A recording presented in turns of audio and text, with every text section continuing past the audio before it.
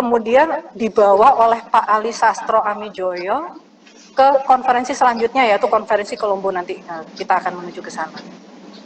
Nah, intinya di kertas kerja ini menemukan sebuah benang merah bahwa ternyata kondisi negara-negara Asia Afrika pada saat itu kurang lebih sebenarnya sama, yaitu di bawah kolonialisme, di bawah diskriminasi, di bawah penindasan seperti itu. Sehingga dengan benang merah yang sama ini akhirnya membuat Pak Ali dan juga para pemimpin bangsa kita berani untuk maju melontarkan ide mengenai konferensi Asia Afrika ini. Karena sebenarnya pada awalnya ide ini nggak terlalu didukung sebenarnya, karena banyaklah faktornya. Misalnya ya mungkin karena ada perasaan siapa sih yang berani melawan gitu ya, blok barat, blok timur yang demikian kuat gitu, seperti itu. Tetapi ternyata akhirnya hasilnya lain. Nah, jadi seperti itu pertemuan Tugu ini menghasilkan sebuah kertas kerja yang intinya adalah menyampaikan persamaan kondisi negara-negara Asia Afrika yang kemudian menjadi embrio dari ide penyelenggaraan KAA. Nah, di sini ada konferensi Kolombo tadi yang sudah kami sampaikan, dan konferensi Kolombo ini sebenarnya undangan dari Perdana Menteri Sir John Kotelawala waktu itu, seperti gayung bersambut sebenarnya. Jadi di satu sisi Indonesia mempersiapkan segala sesuatunya untuk menyamakan posisi seperti itu, dan akhirnya disambut di pertemuan-pertemuan selanjutnya.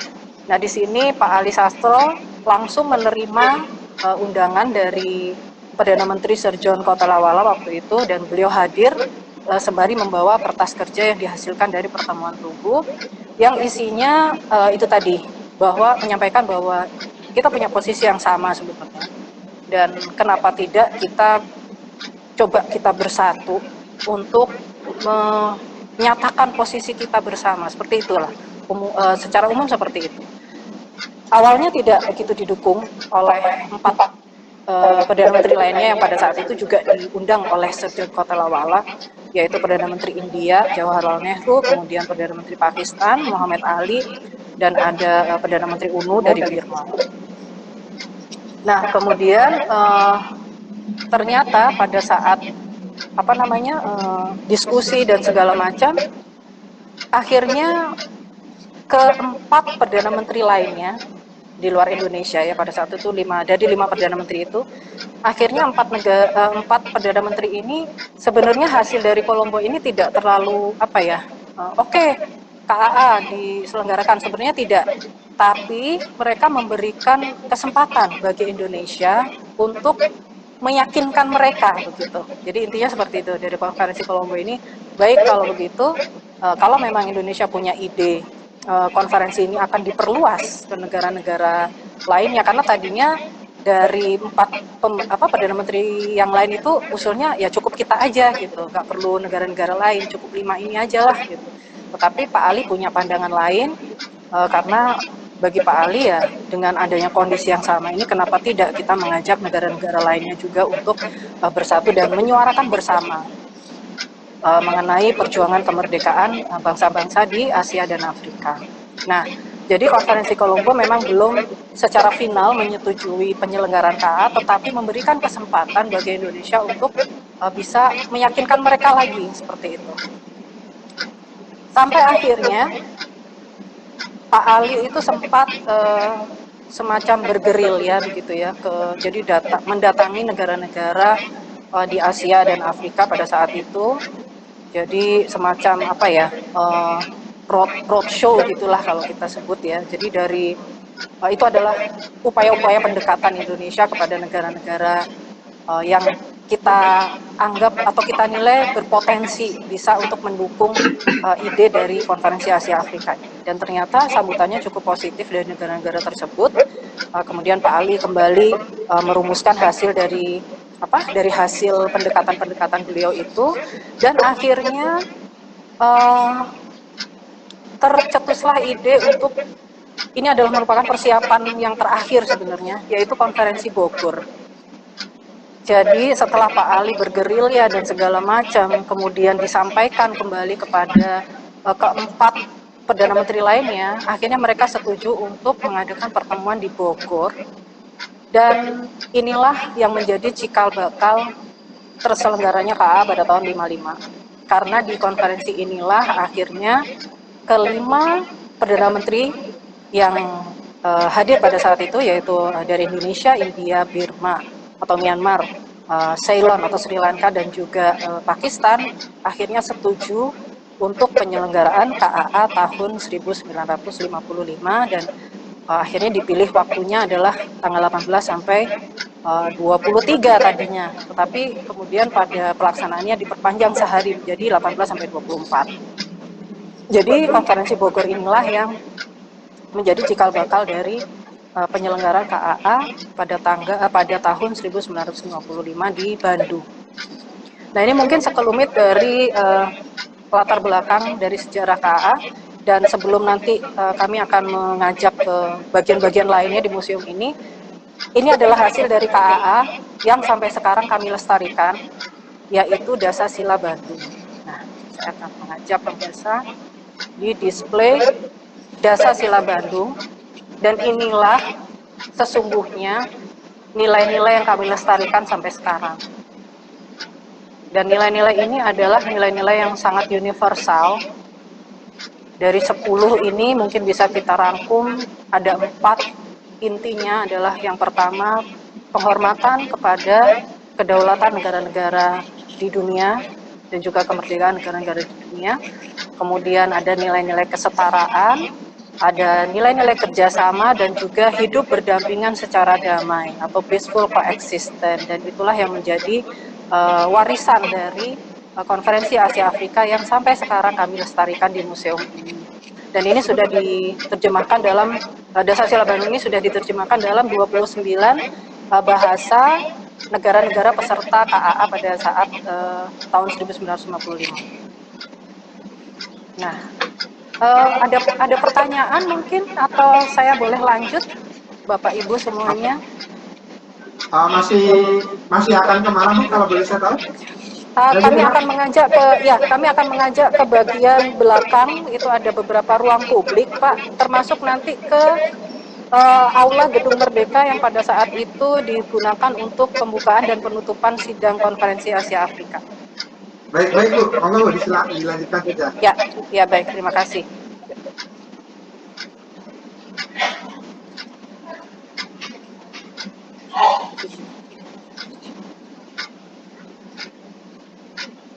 Atau kita sambung ke Mas Widi dulu ya Bu ya, sambil persiapan. Iya boleh Pak.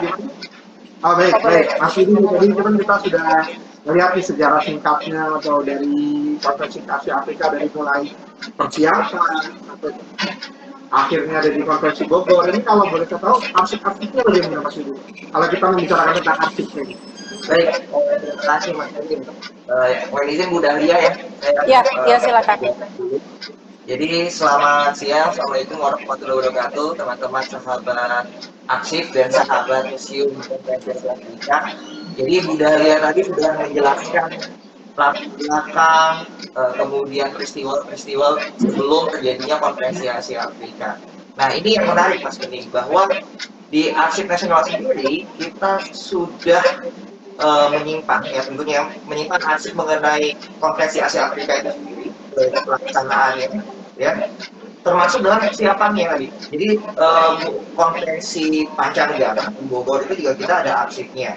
Nah, buat teman-teman yang nanti mau mengakses, kita sudah ada guide arsipnya. Jadi guide arsip ini adalah kumpulan dari informasi mengenai Asia Afrika yang dijadikan satu semacam katalog seperti ini. Ini sudah bisa diakses Mas ini di website ini sudah bisa, dan di ruang baca juga sudah ada. Jadi ini berisi mengenai arsip-arsip apa saja yang tersimpan di arsip terkait KAA. Nah, persiapan ya, apa saja, dan kita ada 3 media, ya, 3 media arsip, ada arsip kertas, ya, arsip tekstual, ada arsip fotonya, dan arsip film. Tadi udah bilang bahwa salah satu koleksi di Museum KAA itu sebagian besar juga dari arsip Bu ya, seperti itu ya. Betul. Ya. Dan ini yang menariknya lagi, guide ini juga ini dijadikan ketika mengajukan sebagai Memory of the World ke UNESCO. Nah, isinya apa saja Mas Bening? Jadi saya akan jelaskan sedikit. Isinya itu yang terkait dengan KAA, arsip yang terkait KAA di arsip itu ada 26 nomor arsip konferensi pers. Itu sekitar 1.778 lembar dari 7 kacamata, ya. Ada inventaris kabinet presiden 59, kabinet perdana menteri 59. Nah, kemudian selain dari instansi tadi, instansi negara, pencipta arsip dari lembaga negara, ada dari pencipta arsip perseorangan, ya. Orang-orang yang terlibat di KAA itu, beberapa orang itu juga ada arsipnya sudah diserahkan ke nasional. Ada arsipnya Muhammad Yamin, LM Pawar, termasuk Ustaz Abdul Ghani, gitu. Lalu ada juga arsipnya Jamal Masyudi, ini pegawai Kementerian Penerangan. Kemudian ada arsipnya Abdul Wahab, itu sekretaris kabinet perdana menteri tadi itu. Nah, selain arsip kertas, kita juga ada arsip foto, yaitu dari Kementerian Penerangan Wilayah Jawa Barat 50 sampai 55. Lalu ada arsip film dari produksi film negara PSN 7 Reel. Ini semuanya ini sudah kita ajukan ke UNESCO menjadi Memory of the World tahun 2015 resminya. Nah, banyak hal-hal yang menarik sebenarnya yang mau saya ceritakan dari beberapa arsip ini, ya. Sementara itu saja dulu. Jadi untuk dari arsipnya seperti itu Mas Didi ya. Jadi tadi ini kan kita lanjut ke Budaria ya. Untuk Budaria saat ini posisi ada di mana sih? Boleh dilanjutkan Ya. ini? Ya, ini saya di depan perpustakaan MKAA. Jadi ini adalah ruang perpustakaan kami dan juga ruang baca. Di sini juga banyak buku-buku dan termasuk juga ada beberapa dokumen yang memang dapat sharing dari Andri juga.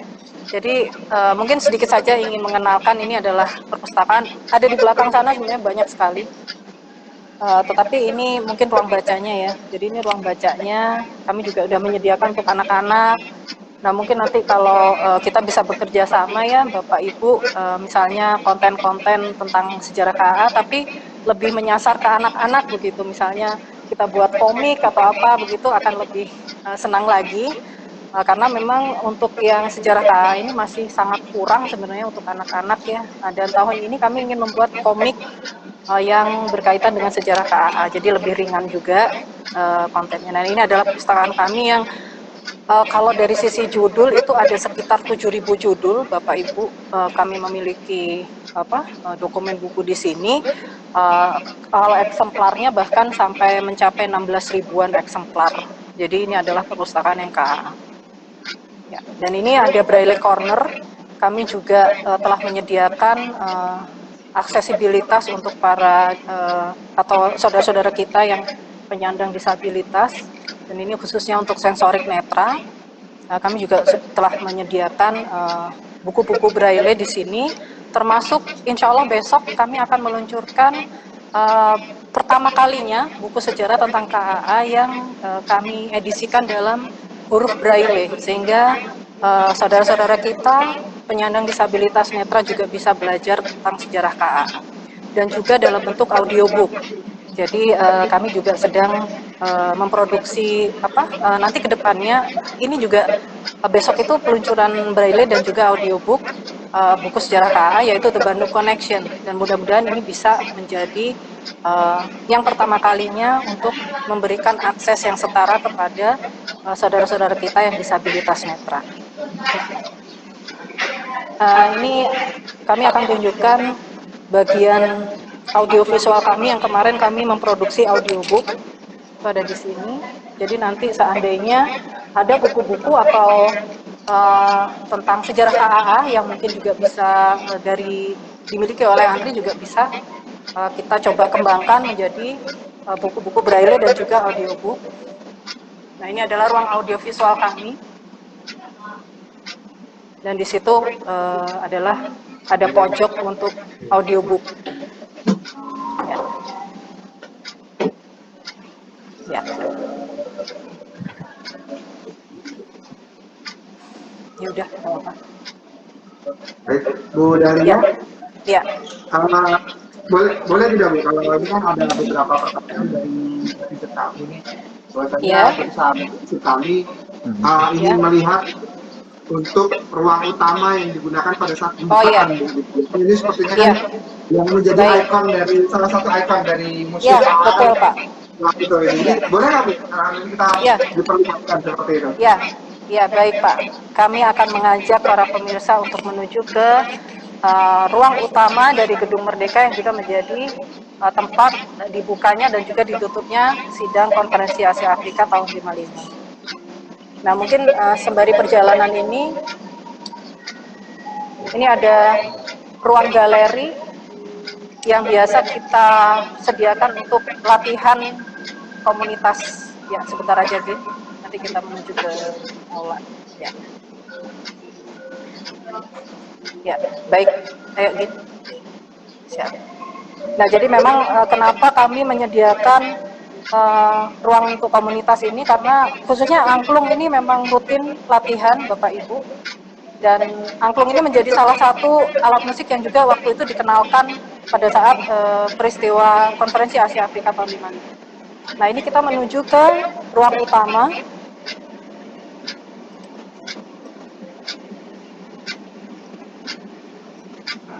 Apabila nanti museumnya sudah dibuka, berarti pengunjung boleh sampai ke sana ya Bu ya?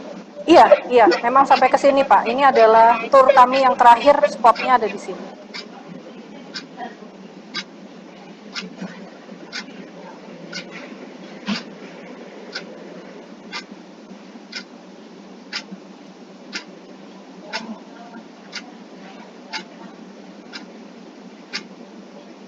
Ya, jadi kebetulan besok akan ada gelaran di sini Pak. Jadi tatanannya memang seperti ini, tetapi sesungguhnya untuk meja-meja dan juga kursi-kursinya kami simpan ada di bawah gedung ini, ada ruang bawah tanah. Jadi bisa biasanya kami simpan meja dan kursinya ada di bawah supaya juga tidak rusak ya.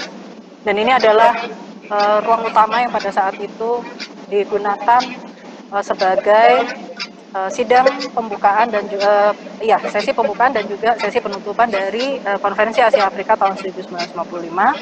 Dan dulunya benderanya tidak sebanyak itu ya Pak, Ibu.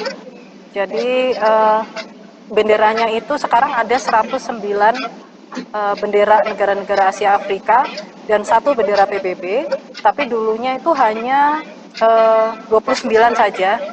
Boleh kita agak maju ya Kang Gin supaya kita melihat perbedaannya.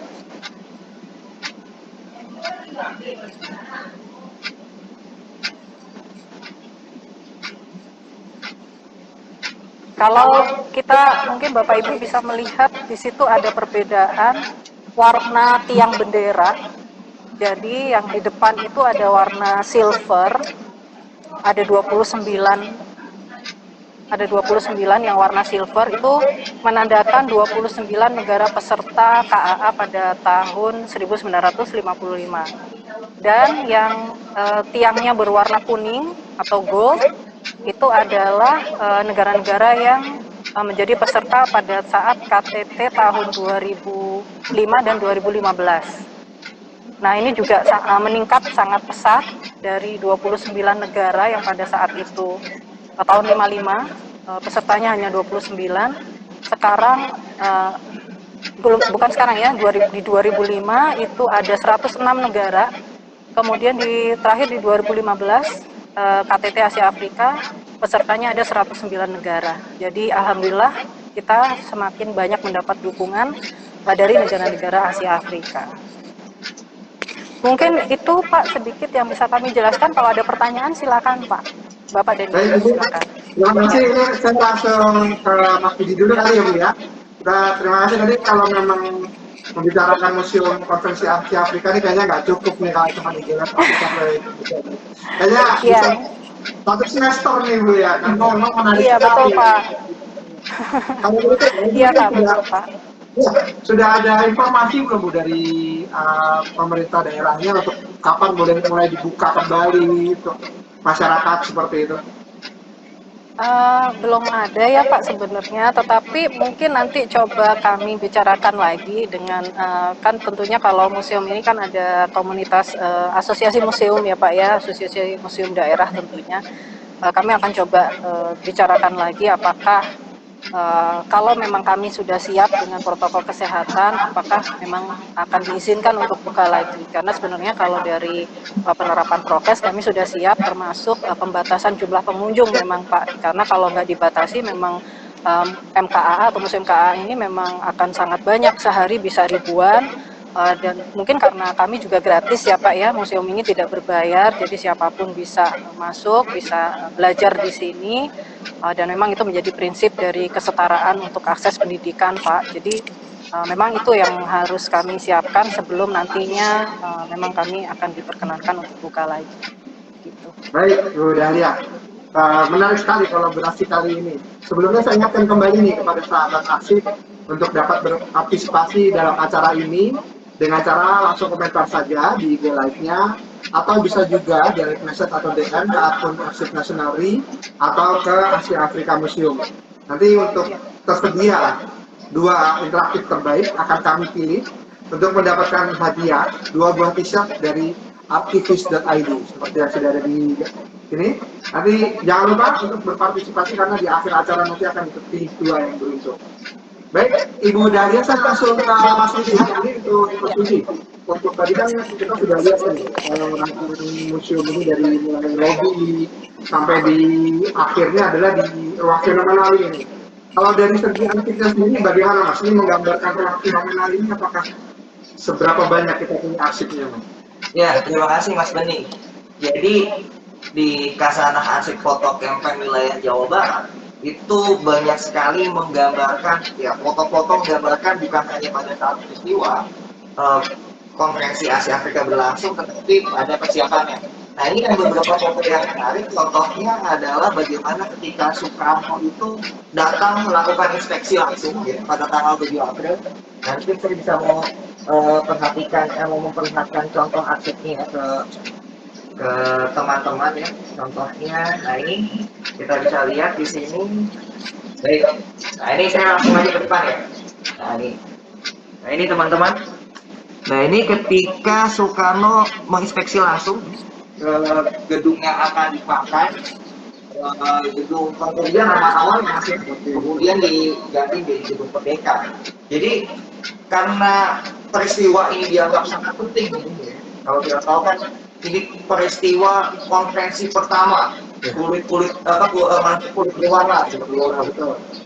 Kemudian kita mengundang sekian banyak delegasi gitu, dan ini makanya harus siapa matang-matang.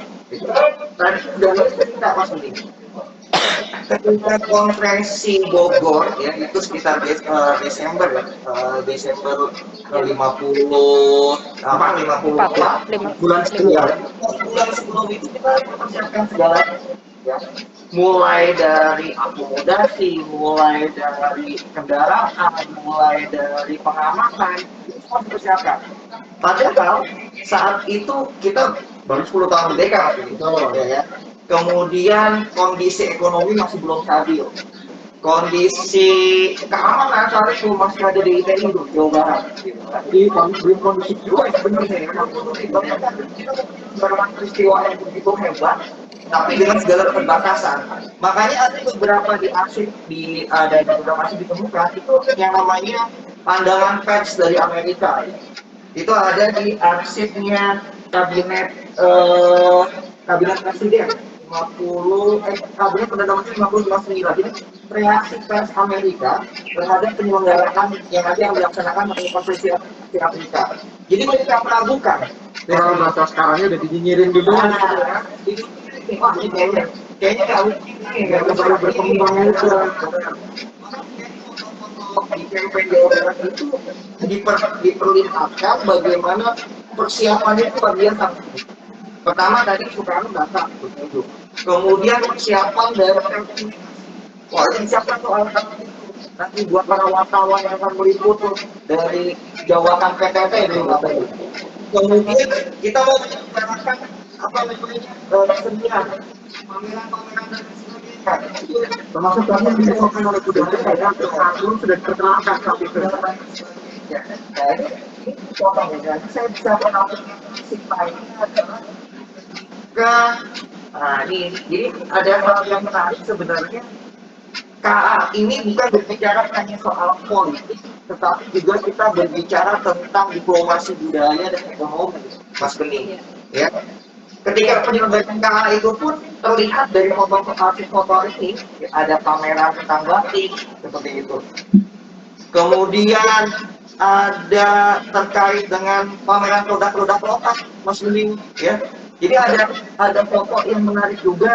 Ini pabrik batak nih. Nah ini contohnya, saya kasih contoh ya. Nah ini saya maju lagi ke depan. Nah, ini pabrik batak lagi menyelenggarakan stand.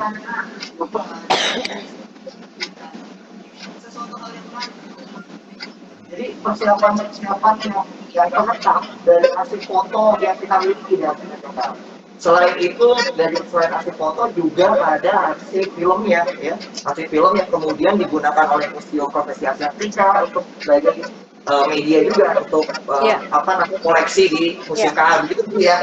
Iya betul Pak, betul sekali. Iya, dan ada hal yang menarik lainnya, meskipun kalau misalnya kita berbicara arsip KA ini gitu. Jadi sekali lagi, tadi Bu Dahlia juga sudah menyampaikan bahwa sudah banyak buku ya Bu ya yang menulis tentang KA Bu ya. Sudah banyak sekali kajian yang menulis tentang KA. Tetapi mungkin masih bisa digali kembali Bu ya. Terkait contohnya misalnya tentang bagaimana penyelenggaraan kerjasama kebudayaan setelah itu ya. Di Anur ini ada arsipnya dari Muhammad Yamin. Karena Muhammad Yamin ini ketua panitia kebudayaan Bu ya. Iya, betul, komite kebudayaan ya. Komite kebudayaan itu berkasnya lengkap Mas Bening. Berkasnya lengkap. Jadi masukan-masukan bagaimana ada pertukaran pelajar, ada pertukaran kebudayaan, ada kita menyelenggarakan menulis buku bersama dan sebagainya, lengkap di situ. Nah, hal-hal seperti ini belum banyak terungkap gitu kan. Mungkin Bu Dahlia bisa menyampaikan setelah KA sekian negara merdeka dari segi politik gitu Bu ya. Tapi dari segi kebudayaan apa yang bisa berubah aja? Apa yang telah berubah? Nah ini yang kemudian menjadi signifikan berlangsung ya. Jadi ada penyelenggaraan ya, ada penyelenggaraan konferensi mahasiswa Asia Afrika, konferensi sastrawan Asia Afrika, konferensi wartawan Asia Afrika dan sebagainya. Ini sesuatu yang luar biasa pasti. Dan banyak hal-hal yang menarik juga yang bisa diungkap di sini. Ada satu hal yang mungkin Bu Dahlia bisa ceritakan juga. Dulu ada banyak yang protes Bu terkait dengan yang namanya hospitality committee Bu. Asiknya ada di ini organisasi masyarakat ormas Islam itu banyak yang menyindir Bu ya, banyak yang menyindir terkait dengan hospitality committee. Jadi kemudian juga ada pers Amerika yang tanda kutip juga nyinyirin karena kita mengundang Cina itu Bu ya. Kita mengundang Cina RRT ya. Yang dianggap saat itu kan komunis gitu kan, betul. Tapi kondisinya kan blok barat, blok timur ya Bu ya.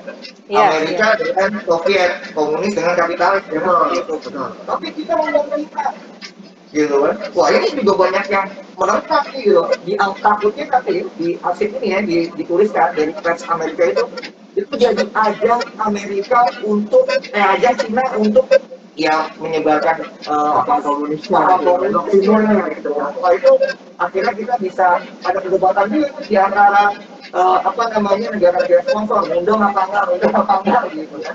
Tapi yang paling mendukung untuk Cina diundang adalah salah satunya Burma atau Myanmar gitu. Karena pengaruh Cina itu luar biasa gitu kan. Kalau nggak diundang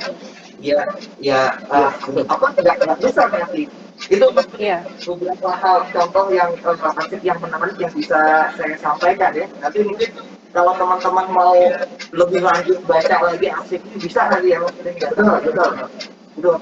Baik, terima kasih Mas Widi untuk penjelasan arsipnya. Karena memang untuk seperti tadi Bu Dahlia untuk penjelasan mengenai arsip ini juga sebenarnya nggak cukup nih kalau cuma IGLF doang nih, karena memang eksplorasinya bisa kemana-mana ya, bisa mulai dari persiapannya, mulai dari penyelenggaraannya, bahkan pasca dari setelah konferensi Asia Afrika ini bagaimana begitu. Iya. Kita langsung ke sesi pertanyaan saja, Bu. Ini udah banyak sekali pertanyaan masuk dari sahabat museum dan sahabat museum. Saya akan coba bacakan dulu ke sesi pertama ya, Bu. Iya, Pak. Untuk pertanyaan ini saya bacakan dari Vida Anggraini _9.9.4. Pertanyaannya, koleksi yang dikeluarkan Museum KAA merupakan koleksi asli. Lalu bagaimana antisipasi Museum KAA untuk menghindari sesuatu yang di luar dugaan, Bu? Jadi ada kekhawatiran yang dari sahabat arsip dan sahabat museum. Kalau itu asli, nanti gimana nih? Apakah perawatannya atau bagaimana? Bisa dijelaskan Iya. untuk di museum? Iya. Iya, baik, terima kasih Saudari Vida ya tadi. Jadi memang betul sebagian dari koleksi di MKA ini memang asli, tetapi ada juga yang sebagian replika. Dan untuk yang asli tentunya kami ada jadwal yang reguler ya untuk konservasinya, ya untuk perawatan ya, lebih ke perawatan. Jadi memang prinsip kami itu lebih baik mencegah daripada istilahnya daripada kuratif gitu ya. Jadi memang kami ada jadwal yang rutin, setidaknya 1 bulan sekali itu dilakukan konservasi khususnya untuk koleksi-koleksi yang asli seperti itu. Dan memang selama ini kami juga banyak belajar dari Museum Nasional juga sebenarnya. Jadi cara-cara mengkonservasi segala macam itu kami biasanya ada BIMTEK juga dengan Museum Nasional, dan khususnya juga dengan buku-buku yang ada, Pak. Jadi buku-buku kami juga banyak yang buku-buku langka juga. Nah itu juga memang memerlukan teknik tersendiri untuk merawatnya. Dan biasanya kalau untuk buku-buku ini kami banyak juga belajar dari perpustakaan nasional yang memang mereka banyak memiliki pengalaman untuk merawat koleksi-koleksi yang berkait dengan naskah, kertas dan sebagainya. Jadi memang betul harus dirawat, dan itu menjadi salah satu tugas memang dari museum dan khususnya Museum KAA untuk terus merawat koleksi-koleksi yang ada di sini, dan khususnya memang yang sudah langka atau asli seperti itu. Betul.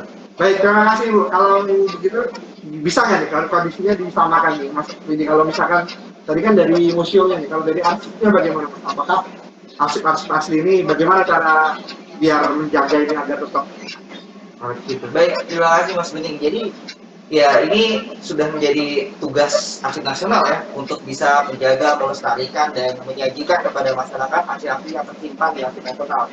Khususnya juga terlebih lagi adalah arsip konferensi Asia Afrika yang saat ini sejak tahun 2015 sudah menjadi Memory of the World ya kan. Nah di situ kita menyimpan arsipnya ya di suhu dan kelembapannya terjaga di ruangan khusus ya. Kalau foto kita nggak simpan nih, nggak dalam album atau kita campur dan sebagainya, kita ada amplopnya sendiri seperti itu. Suhu kelembapannya juga berbeda antara foto, film dengan arsip kertas. Nah, kemudian arsip filmnya seperti apa? Nah, ini sudah kita alih media.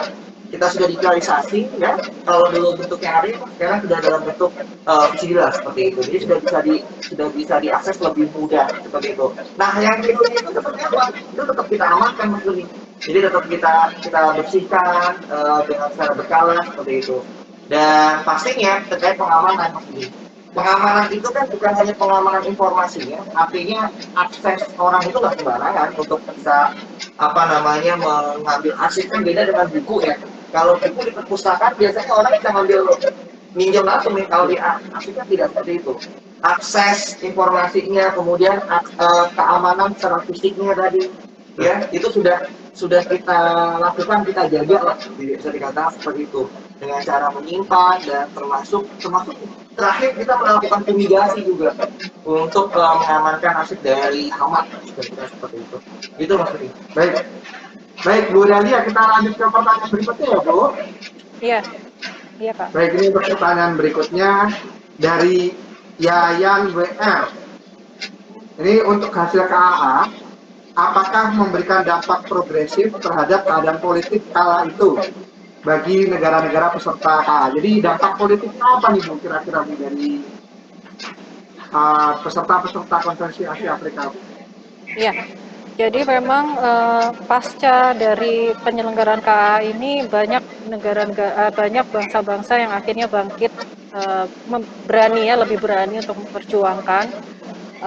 Dan pada 10 tahun setelah penyelenggaraan, ya memang tidak direct ya, mungkin tidak langsung gitu ya, tidak dalam waktu singkat, tetapi ini semua proses, tetapi ini KA ini menjadi istilahnya menjadi apa ya, jiwa atau embrio dari kemerdekaan negara-negara di Asia Afrika khususnya. Jadi setelah 10 tahun dari penyelenggaraan KAA tahun 55 itu ada sekitar lebih dari 30 negara, dan itu paling banyak memang di Afrika ya, yang menjadi merdeka setelah penyelenggaraan KAA ini. Jadi mungkin dari sisi dampak politik pada saat itu yang sangat bisa dirasakan adalah sangat banyak bertambah negara-negara di Asia Afrika yang akhirnya berhasil memperoleh kemerdekaannya. Dan sebenarnya dampak positif itu tidak hanya pada saat tahun-tahun yang dulu, tetapi bahkan sampai sekarang sebenarnya yang bisa kita rasakan dari relevansi KA ini, karena termasuk yang saat ini, mungkin kalau boleh saya berbicara tentang relevansinya bahkan sampai saat ini, sebenarnya Konferensi Asia Afrika ini kan semangatnya multilateral ya. Tadi kalau diceritakan ada konflik, kenapa Cina diundang, memang itu ada cerita panjang yang tadi sudah disampaikan oleh Bapak, nggak akan cukup untuk IG Live hari ini. Jadi memang betul, jadi memang penentuan negara-negara peserta aja waktu itu memang alot Pak. Jadi mana-mana yang diundang, mana-mana yang tidak, itu sebenarnya ada cerita panjangnya. Nah, dan intinya semangat KA ini kan multilateralisme ya, multilateralisme, sehingga mengedepankan kerjasama seperti itu, mengedepankan kerjasama internasional, sehingga relevansinya pun sebenarnya sangat dirasakan sampai sekarang. Bagaimana misalnya contohnya salah satunya bagaimana negara-negara di dunia ini bisa digalang oleh Indonesia, khususnya melalui Asia Afrika ini, persahabatan Asia Afrika ini menggalang dukungan untuk kemerdekaan Palestina misalnya seperti itu.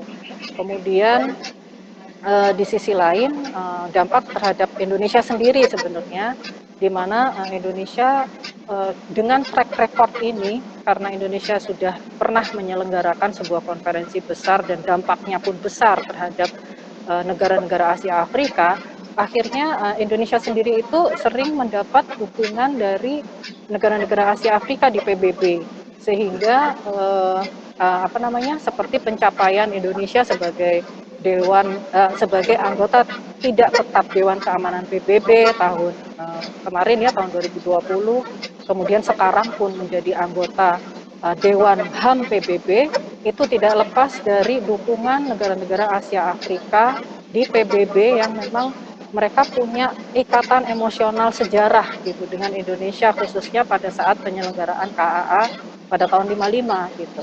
Seperti itu Pak, mungkin dampak-dampak politiknya yang bisa saya ceritakan. Baik, terima kasih. Ini tadi pertanyaannya dari Yayan WR. Jadi kalau dari kacamata arsip sendiri bagaimana? Apakah itu ada di kasus-kasus? Iya, terima kasih Mas Petik. Ini yang menarik teman-teman. Jadi konferensi Asia Afrika itu sebenarnya tidak mengikat secara formal, tetapi hasilnya itu menjadikan dorongan moral ya kepada negara-negara Asia Afrika saat itu untuk berjuang bersama. Berjuang melalui apa? Ya, berjuang melalui jalur politik di PBB misalnya. Kalau dulu di PBB itu ya, misalnya ya dua kekuatan misalnya, ya yang mendukung Amerika sama mendukung Uni Soviet misalnya. Tetapi dengan Asia Afrika ini ada satu gerakan baru yang disebut dengan gerakan non-alignment. Jadi gerakan yang tidak berpihak seperti itu. Dan kemudian satu gerakan non-blok ya, yang kita tahu 61 itu Indonesia juga sebagai penggagasnya juga. Dan ini satu dampak yang luar biasa gitu. Bagaimana negara-negara yang selama ini dianggap terbelakang, ya, yang dianggap sebelah mata, tapi gitu kan. Kemudian di PBB komposisi negara yang setelah sebelum Konferensi Asia Afrika itu, kemudian setelah KAA jadi anggota PBB, karena di dalam komunikasi itu pun ada poin-poin yang mengatakan bahwa salah satunya supaya PBB itu menerima negara-negara Asia Afrika yang belum tergabung di PBB dengan syarat-syarat tertentu tentunya seperti itu.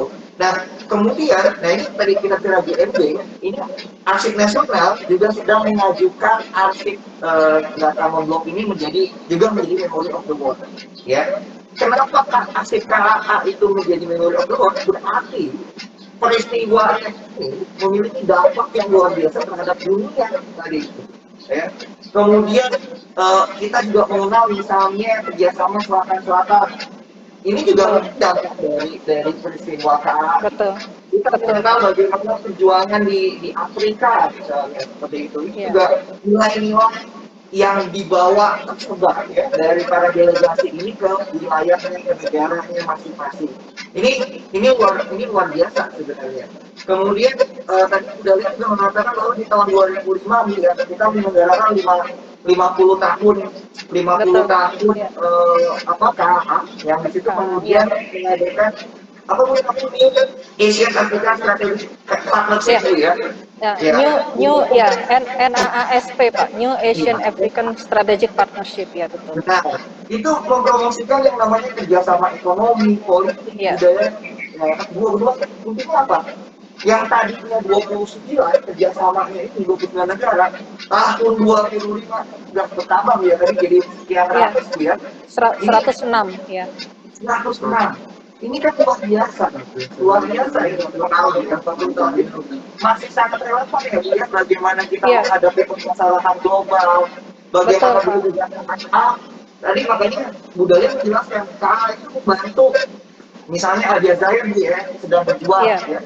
Al Jazair baru merdeka sendiri tahun 62. Kemudian ini sudah lihat yang banyak merdeka itu Afrika ya dari Prancis ya.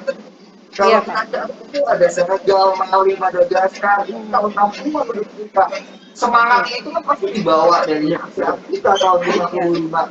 Ini luar biasa saat itu ditambah GMB tahun 61. Wah ini yang luar biasa itu Bu ya.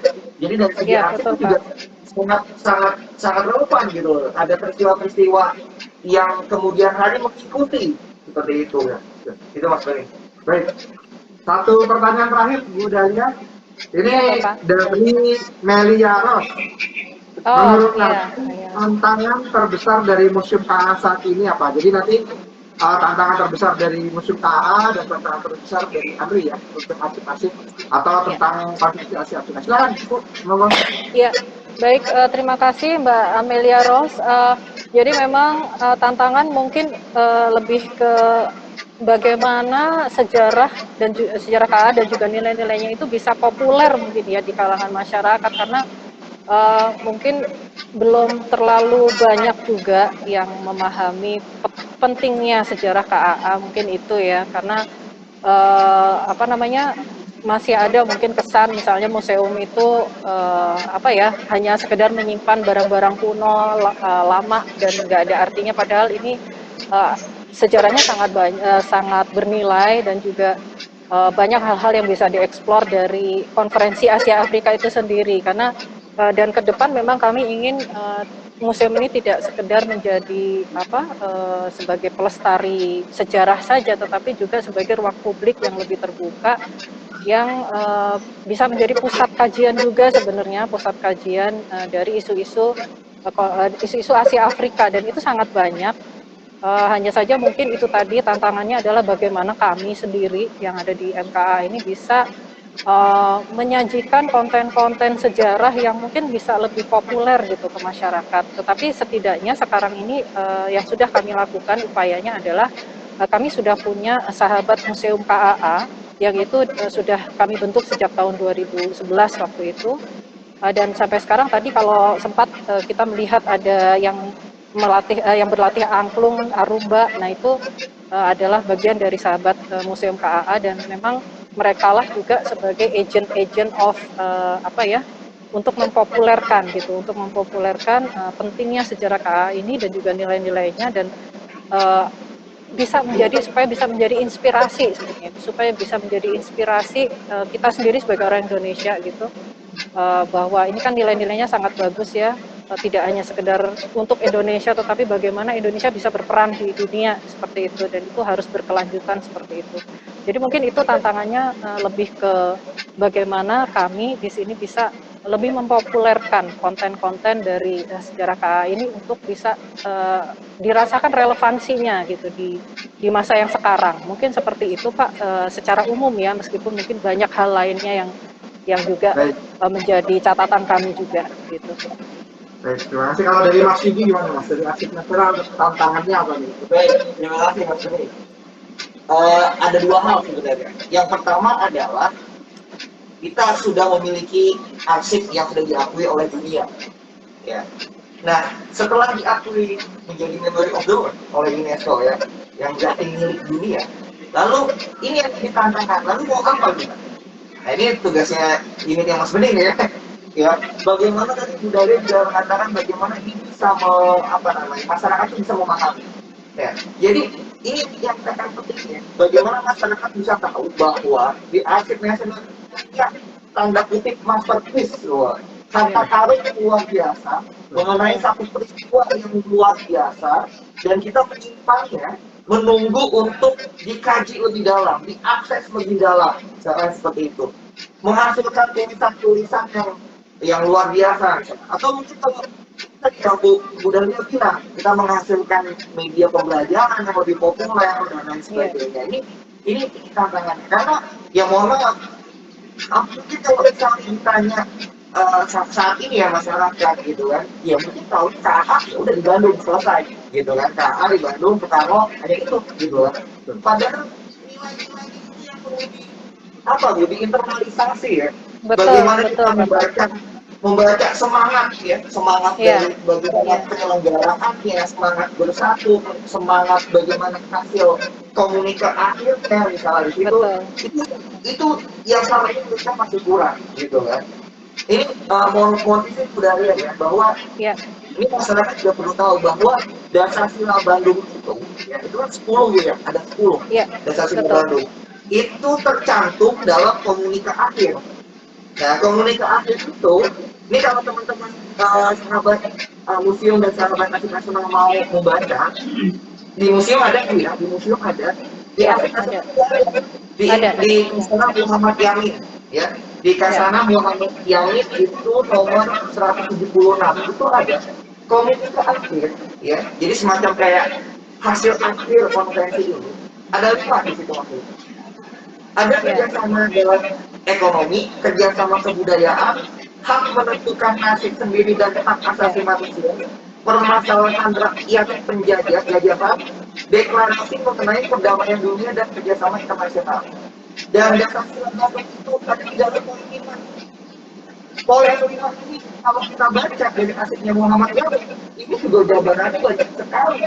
Ini yang bisa diambil pelajaran nilai untuk masyarakat tentu. Nah, yang kedua kan tantangan dari arsip nasional tentu kita tidak harus mencari lagi arsip yang lain terkait dengan KA gitu. Yang bisa saja saat ini masih tersimpan di beberapa perseorangan misalnya. Karena misalnya Andi sudah ada Muhammad Yamin, Electal, Ruslan Abdul Ghani, lalu bagaimana misalnya ada arsipnya dari Mr. Sinario, Menteri Luar Negeri saat itu ya. Iya, betul Pak.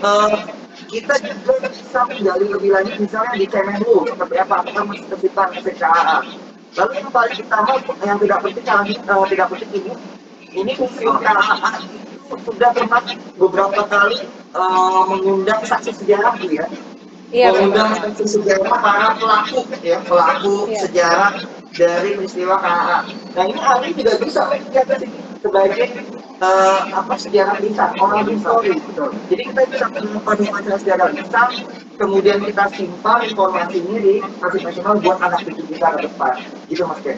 Gitu ya. Jadi untuk hari ini memang kolaborasi Museum KA dan arsip nasional ini diharapkan ini tidak berakhir di sini seperti itu ya Bu. Jadi akan berlangsung. Memang untuk konferensi Asia Afrika ini memang konferensi pertamanya sudah berakhir, namun memang untuk kelanjutannya ini masih akan panjang untuk generasi-generasi berikutnya. Betul sekali. Baik Ibu, untuk saat ini sudah tidak rasa yang punya untuk 1 jam kita diskusi dan sudah 1 jam menemani. Jadi ini terakhir Ibu, closing statement dari narasumber nih untuk Bu Dahlia dan Mas Budi. Mungkin Mas Budi duluan, kita konsultasi dulu ya. Baik, terima kasih Mas Budi. Jadi penutup dari saya bahwa saya mengutip ya kata-kata Soekarno di pidato pembukaannya bahwa konferensi Asia Afrika itu adalah tujuannya untuk melahirkan bangsa Asia Afrika yang baru, bangsa Asia Afrika yang bebas dari yang namanya penjajahan, kemiskinan dan lain sebagainya. Nah, semangat ini yang perlu ditularkan terus-menerus bahwa walaupun kondisi kita sudah berbeda, tahun 55 itu sekarang sudah tidak ada lagi blok barat, blok timur, tetapi kita banyak menghadapi masalah global yang lain gitu. Sekarang kita menghadapi pandemi seperti itu. Nah, makanya nilai-nilai Asia Afrika ini bisa kita tularkan kembali, bisa kita resapi kembali bagaimana kita bangsa Asia Afrika ini bisa bekerja sama lah menghadapi tantangan-tantangan global berikutnya. Dan kita patut bangga sekali lagi, kita sebagai warga Indonesia patut bangga bahwa kita pernah menyelenggarakan sebuah konferensi kulit berwarna yang pertama kali yang memiliki dampak luar biasa terhadap konstelasi politik dunia saat itu, yang membawa perdamaian, yang membawa kesetaraan dan hak asasi manusia. Dan ini yang perlu kita tanamkan sekali lagi ke anak cucu kita.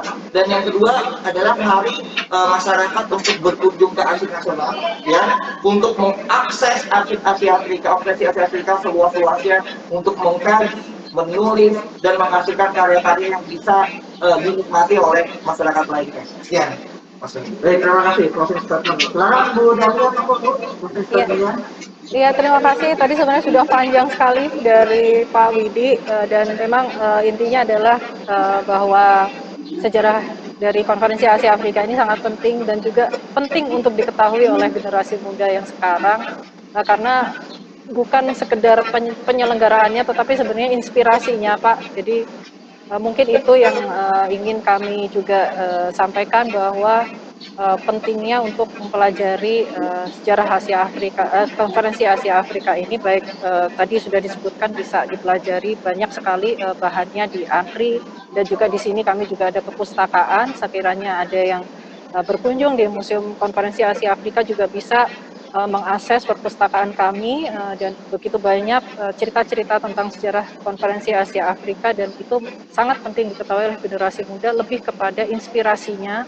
Jadi bagaimana kita sendiri sebagai bangsa Indonesia telah diberikan contoh oleh pemimpin-pemimpin kita di masa itu, bahwa kita adalah bangsa yang terdepan, bangsa pemimpin yang bisa mengajak bangsa-bangsa lainnya untuk bisa saling bekerja sama-sama berjuang, dan untuk menciptakan dunia yang lebih baik. Mungkin itu Pak dari saya. Terima kasih Pak. Baik, terima kasih Bu Dahlia. Baik, sahabat arsip, betul closing statement dari kedua anggota kami kita sudah. Sekarang saat yang mungkin ditunggu-tunggu nih oleh sahabat arsip dan sahabat museum di sana. Ini saatnya kita mengumumkan pemenang dari interaktif kita pada siang hari ini. Ada hadiah dari arsip.id, 2 buah t-shirt. Yang pertama pemenangnya adalah Melia Ros. Selamat kepada Melia Ros. Lalu yang kedua Yayan WR. Jadi saya ulangi, untuk pemenang pertama Melia Ros, yang kedua Yayan WR. Jadi nanti untuk pemenang akan kami hubungi untuk perihal pengiriman hadiahnya. Jangan lupa sekali lagi dipersembahkan oleh aktivis.id. Baik, itu terima kasih sudah menemani kami di 1 jam ini. Sami-sami Bapak. Ya.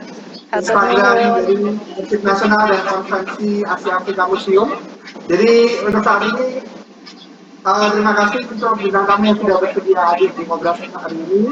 Saya ini bersama kerabat kerja yang bertugas siang hari ini. Mohon maaf apabila ada kesalahan. Terima kasih banyak, sampai jumpa di Ngobrol berikutnya. Salam asik. Terima kasih, hatur nuhun. Assalamualaikum. Waalaikumsalam.